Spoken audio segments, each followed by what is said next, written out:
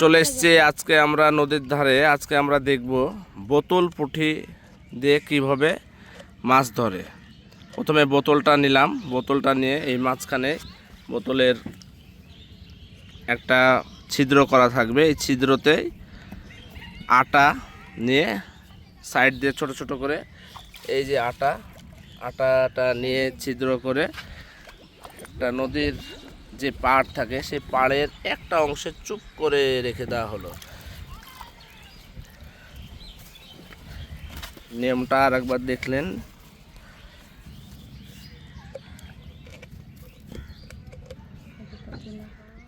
তারপরে এটাকে নিয়ে গিয়ে আমরা পানির মধ্যে দিয়ে দেব।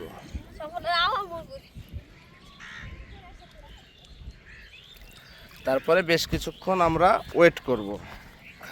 দুই জায়গায় আমরা দিয়ে দিয়েছি, এখন কিছুক্ষণ ওয়েট করে দেখব যে কি রেজাল্টটা হয়। 5 মিনিট পর আমরা সেই বোতলটা তুলছি।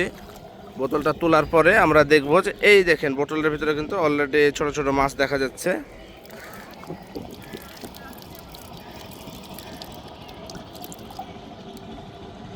এভাবেই বোতল পুঁটিতে মাছগুলো ধরা যায় খুব অল্প সময়ের মধ্যে, কিন্তু এই টেকনিকটা খুব সুন্দর। গ্রামের অনেক জায়গায় এভাবেই মাছ ধরে।